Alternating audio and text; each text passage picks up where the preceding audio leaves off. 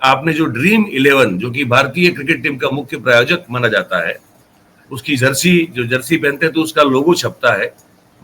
और आपने जो रिपोर्ट की उसमें तो ये पता चल रहा है कि बीसीसीआई में बड़ी पहुंच है इस ये जो हेडलेस मतलब जिसका चेहरा नहीं दिखता है कौन है ये आदमी, ये हेडलेस मॉन्स्टर जो है वो बीसीसीआई पर कब्जा करके बैठा हुआ है। तो इसके बारे में आप सब हमको ये बताइए शुरुआत से कि ये विचार जब आया तब आपने कैसे इसकी खोजबीन छानबीन शुरू की और सिलसिलेवार जो है वो कैसे आगे बढ़ती गई, ये बताइए।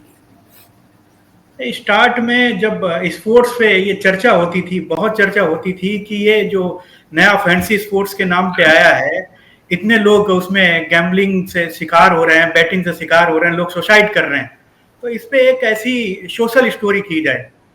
इस सब्जेक्ट में मैं 2020 में मुंबई गया तो वहां जाके सारी चीजें मुझे बिल्कुल अलग दिखी। मुझे पता चला ये तो रैकेट है, मनी लॉन्ड्रिंग का रैकेट है, इनके कोई दफ्तर नहीं है।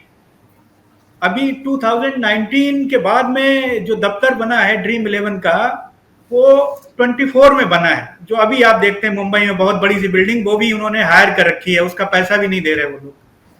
अच्छा। तो हाँ, तो मैं इनके पहले ऑफिस में, जो सबसे पहला ये जो कंपनी आप गूगल करेंगे तो ये बताते हैं 2007 में बनी है, ये बिल्कुल गलत है। इन्होंने एक पहले से कंपनी जिसका नाम था अदुया रियल्टर्स प्राइवेट लिमिटेड, इसे 2013 में खरीदा और इसका नाम रखा ड्रीम 11 फैंसी प्राइवेट लिमिटेड। लेकिन ये तो पहले ही मेरी इन्वेस्टिगेशन थी। लेकिन जब हम इसके ऑफिस में गए तो मुझे पता चला क्लोवर मीडिया प्राइवेट लिमिटेड एक कंपनी है मुंबई में, नरीमन पॉइंट पे जिसका ऑफिस है। मैं वहां रेगुलर जाना शुरू किया तो मुझे बहुत सारी चीजें पता चली कि इसका लिंक अमेरिका से है। तो अच्छा। अमेरिका में जब हमने तहकीकात की, इसके पेपर मिले, वहां से कुछ डॉक्यूमेंट मुझे मिले, ईमेल मिले, तो मैं अमेरिका डेलावेयर तक पहुंच गया। तब मुझे पता चला कि जो 2013 में ये जो कंपनी बनी है, अगर उससे पहले तो अमेरिका में बन चुकी है, तो इसका बेस अमेरिका में है, हमें वहां से स्टार्ट करना पड़ेगा, भारत से नहीं। ये कंपनी ड्रीम 11 कंपनी अमेरिका के डेलावेयर में पहले बनी। हाँ। और फिर यहाँ पे लाई गई, फिर तो भारत में बनी।